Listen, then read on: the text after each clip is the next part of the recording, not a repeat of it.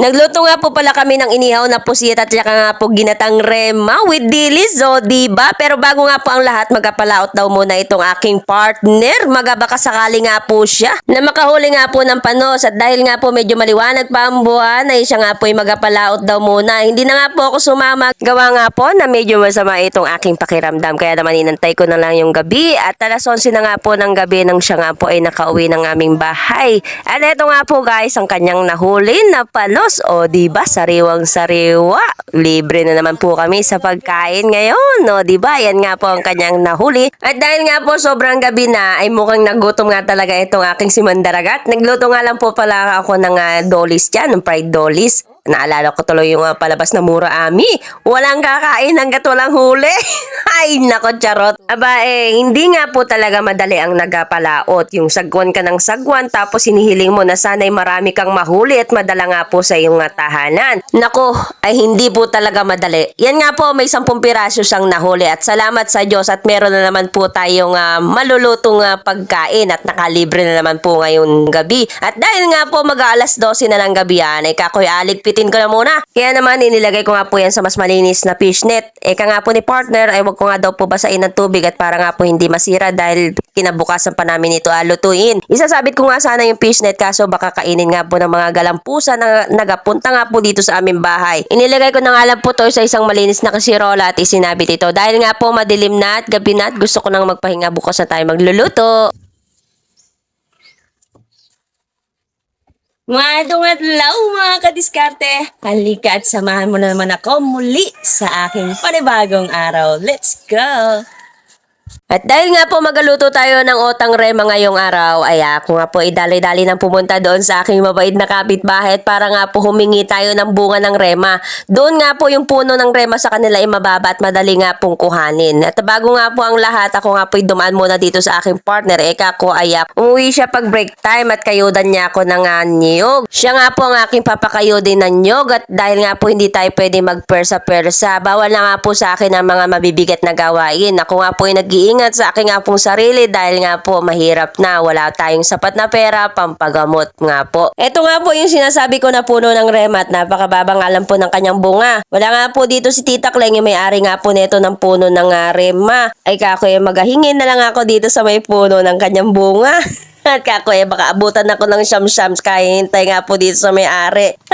Huwag ko kayo mag-alala, ako po ay kumuha lang ng 5 piraso dyan. At bago nga yan ay dumaano muna ito si Kuya Butso, kabay napa-smile pa dito sa aking camera. At yan nga po itong ating remang kinuha. At yan nga po ating alutuin, gagataan at lalagyan nga po natin yan ng lilis. O diba, solve na naman itong ating pananghalian. Itipapartner nga po natin yan doon sa ating iihawing pusit. Kaya naman po ay dali-dali na nga po ako nga umuwi. Naisip ko nga po dumaan dito sa Pamilara Resident para nga po bumili sana ng kamatis. Kaso nga po inaabutan ko dito, naabala nga po itong sila Ate Dingding at Ate Kitty nga po. Dahil nanganganak nga po yung kanilang alagang baboy. At ito nga po ay dali-dali na nga nilang binubukod yung mga baby pig para nga po tanggalan na din po ng yung mga plastic nga po nakabalot sa kanilang katawan at para nga po mabilis na makahinga. Niloko po nga po at lulutuan ko sila ng otang remat para nga po lumakas silang lahat.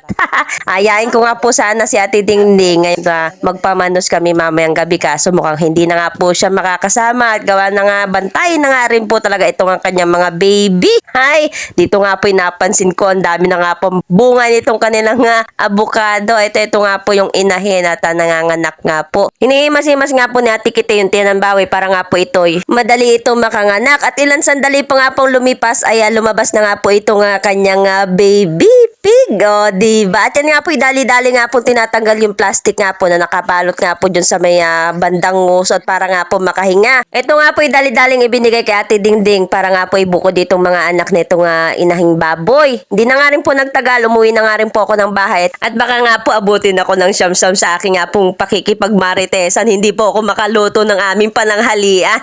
Naku, yari po ako sa aking partner niyan. Ay, kaya naman dali-dali ko na nga pong inintindi ito nga pong aking kinuhang rema. At yan nga po binalatan ko at lutuin natin otan o gata nga po na rema. Tapos nga po lalagyan natin ng dilis kasi nga po meron po akong biniling dilis. Napakasarap nga po nung dilis na yon at hindi nga po maalat. Matapos ko nga yung hiwain dyan, pasensya na at medyo malaki nga po itong ating paghiwa. Gawa nga na nga mapurol talaga itong aking kutsilyo. Buti na nga lang at dumating itong aking partner at nagkakayod na nga po siya ng nyog. At inintindi ko na nga rin po itong ating gagamitin. Gaya nga po ng pagluto natin ng gatang langka. Yan nga lang po ang kanyang sangkap, luya at sibuyas lang. Matapos niyan ay nilagay ko na nga rin po dyan yung ating hiniwang rema. Naglagay nga lang po ako ng asin at ito nga po yung kanyang pangalawang gata. Yan nga po ang ating pampalambot dito sa ating lulutuing otang rema. At yan nga po isinalang ko na dito sa aking super kalan. At yan, antayin na natin maluto yan at mga ating iluluto yan. Kaya intindihin ko naman po itong mga pusit na nahuli nga po ni partners kagabi. Ayan nga po ay may 10 piraso at ito nga po ay lilinisan natin mabuti. Tatanggalin natin yung mga madulas na part yung nagpapalansa nga po sa kanya. Hindi ko na nga po tinanggal yung ata niyan at yan nga po yung mas masarap nga po sa pusit. O diba? At matapos nga yan, syempre ito na nga po yung ating kakanggata at atin na nga pong ilalagay yan dahil nga po natuyo na yung unang gata nga po nitong ating otang rema. At matapos yan, syempre antayin natin yung matuyo para mailagay natin yung dilis mamaya. At syempre konting mekos-mekos dyan. Ayan no, mayroon pa nga po sabaw at gusto nga po tuyo itong ating otang rema. O diba? Mukhang tamang-tama na nga po ang kanyang lasa. At syempre iniwan ko nga ho yan sandali dyan at gawa nga po na nga syempre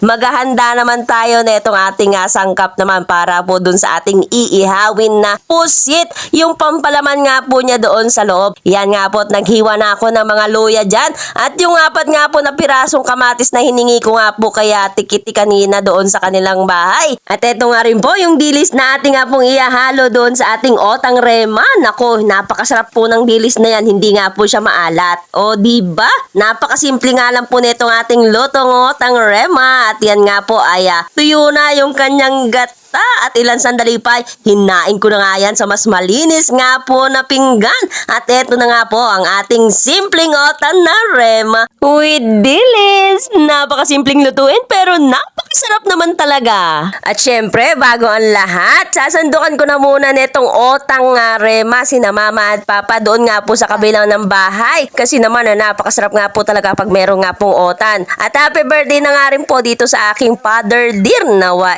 mas lalo pang lumakas at malayo pa sa anumang kasakitan. Dahil nga po meron nag-request na itong walang dilis daw. Nilagyan ko nga po ng dahon ng saging.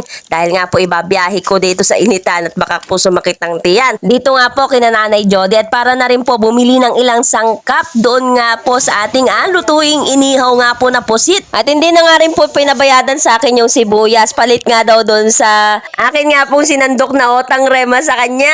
Ay nako, napakabait talaga nito ni Nanay Jody. Kaya naman, sobra po ako nagpapasalamat dito kay Nanay Jody. At bumili na nga rin po pala ako ng yelo at umuwi na ng bahay. Pag uwi ko nga po ay meron po nag-request sa akin na sandukan ko nga rin daw po siya ng otan. Kaya naman bibigyan natin ito si Auntie Flos, ang aking nga pong mabait na kapitbahay. O diba at nakakatawa naman po at napakarami natin na bahagian nitong ating otang rema. Ay nako naman. At matapos yan, bumalik na ako dito sa aking kusina at para nga po ihanda naman itong ating nga pong sangkap para nga po doon sa ating iihawin naman na pusit o sugba nga po na tinatawag sa amin dito nga po sa Bantuanon. Meron na rin tayo ditong ginayat na luya, sibuyas, kamatis at matapos yan ay minekos-mekos ko na nga po sa isang lagayan at syempre naglagay na nga rin po ako dyan ng isang pack ng Mamasitas oyster sauce at ng Silver's One soy sauce at syempre naglagay na nga rin po ako ng black pepper dyan at ng konti nga pong asin. Naglagay na nga rin po pala ako ng konting asukal panglaban nga po dito sa kanyang alat. At matapos ko nga po yung mikos-mikosin dyan ay akin na nga pong ipinalaman dito sa ating nga pong pusit O diba? At naku, siniksik ko na nga ho yan dyan. At maya-maya nga lang po ay pwede na natin tong lutuin at ihawin. O diba? Mukhang tataob na naman ang kaldero ng kanin kay partners nito. O siya, yan na nga po ang ating hinandan na pusit. Ready to ihaw-ihaw na. O sugba nga po ang tawag sa amin niyan. Eko naman. Ilan sandali pa nga po ang lumipas. Sa wakas ay naluto na rin itong ating iniihaw na pusit. O sugba nga po ang tawag sa amin sa Bantuanon. At sobra nga po nakakatuwa mga kadiskarte at libre na naman po kami ng pagkain ngayong araw. O diba? At yan na nga po ang ating inihaw na pusit. O diba? At partner nga po niyan ay Otan na Rema. At syempre, nagbahagi na nga rin po pala tayo doon sa kabilang bahay. O paano mga kadiskarte? Alina ho kayo at samahan nyo na ho kami dito sa aking nga pong hinandang pagkain. At ito nga po pala si Belsky ang nagsasabing patuloy ka lang magsumika para maabot ang iyong pangarap. At huwag nyo nga po palang kakalimutan mag-like and share na rin na itong aking video. Ay dyan lang ho. Thank you for watching and love you so much and babu!